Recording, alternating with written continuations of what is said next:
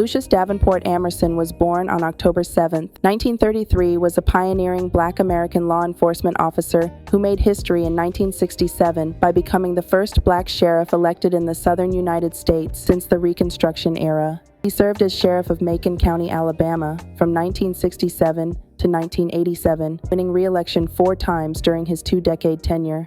Born in Clinton, Alabama, Amerson was the son of Henry and Lawini Amerson. Before entering law enforcement, he served in the U.S. Army as a paratrooper and was a veteran of the Korean War. His military experience instilled in him a deep sense of discipline and service, which became central to his approach as sheriff.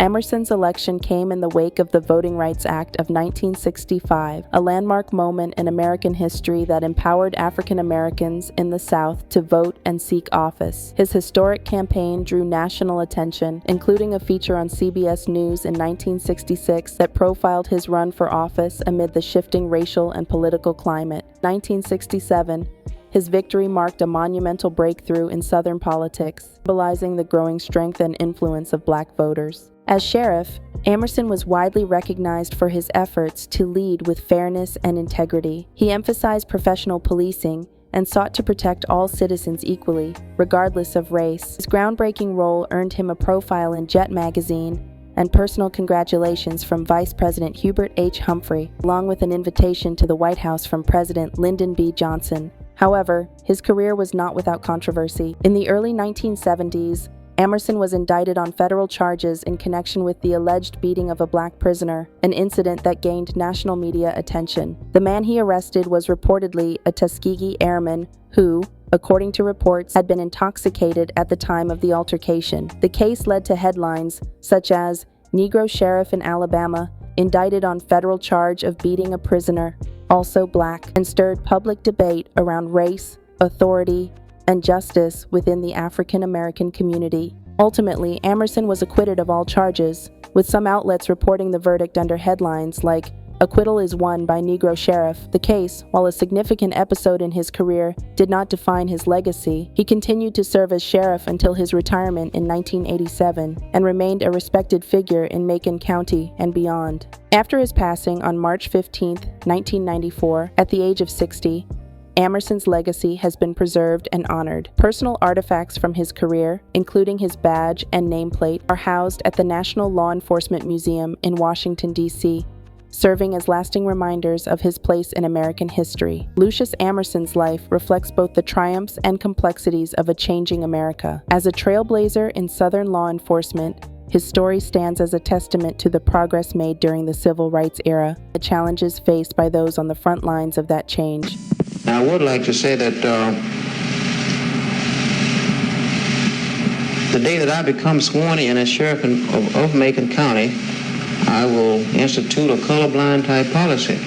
What I mean by that is that everybody will be treated according to the law and no one will be mistreated or no one will receive brutality or unfair type treatments. I think that the time has come in these law enforcement agencies throughout the South where brutality must end. And I feel that this is a good time to start right in this county is to end police brutality.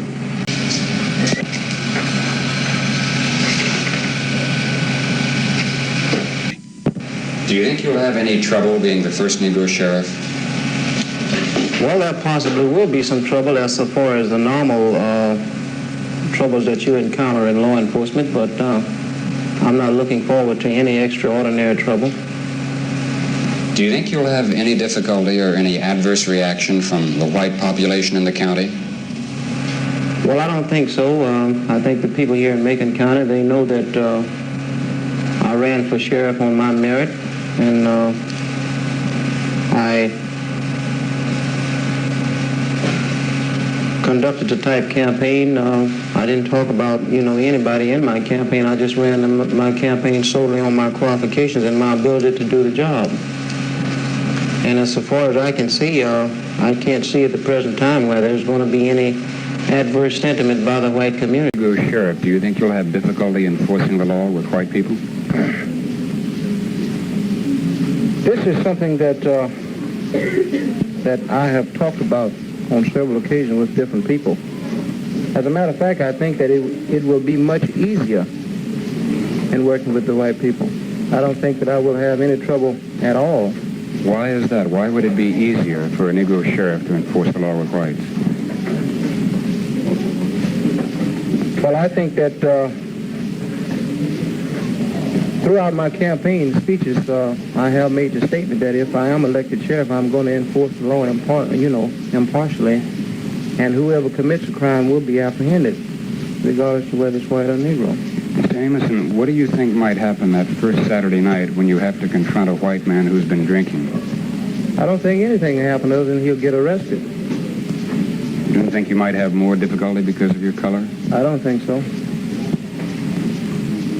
Was race and color a big factor in the election? Well, the fact that I never did get involved in race and color, I don't think it was. I don't think it was a factor at all.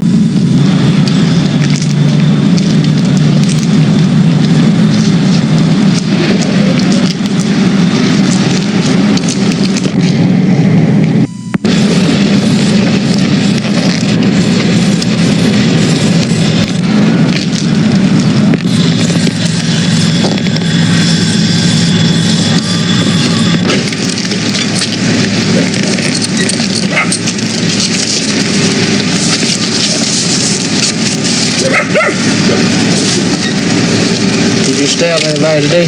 I know me and my wife were arguing. I didn't stab nobody. Arguing about what? Me and her. Where's that knife at? Huh? Where's the She knife? got it. She got it. She took it out of my hand. She got it. Where's your wife now? I think she's home. I just left her. I walked on up the street.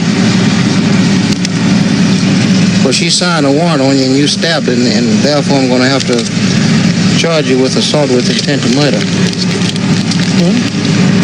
Let's go.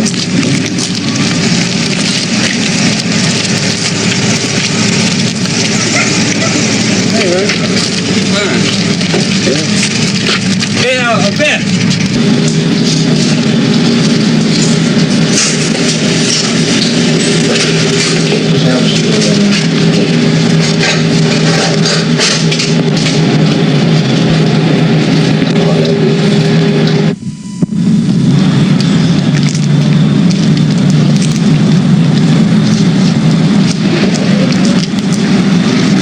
What do you see in the years ahead in your job?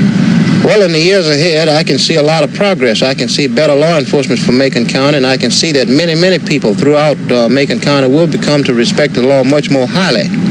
Because I think that people over this last year, I mean, they have gotten so that they can rely upon the law more than they have been able to do in the past. And I think that it's going to be much more progress, much more happiness for the people. It has gotten to the stage now where I think that something should be done, because people throughout the country, they don't have as much respect for the law as they used to, and I think that this kind of a thing make people have more disrespect for the law than they've ever had. And I think that this is one of the reasons why perhaps people get into a lot of rebellions and revolutions, is because they don't like the way they have been treated by the law. And when the law mistreats them, then they really don't have any place to turn when they're in trouble. If incidents like this continue to happen, would you hesitate to arrest officers? I would not like to have to be involved in making any arrest of law enforcement officers in the future in Macon County. But I would venture to say that if the time should happen to arise where it becomes necessary, then I would not hesitate at any time to do what is required of me as the sheriff of Macon County. Let me tell y'all something. Every test is a testimony. Every mess is a message. Period, Pooh. Hold on, Dad. My bad. Listen, honey. I ain't perfect, but sometimes I might have some good days. I might have some bad days. But let me tell you one thing. I refuse to give up. Okay, Daddy. I see you do my edges. Thing, twin. Daddy, you know I got this. Let's get it. I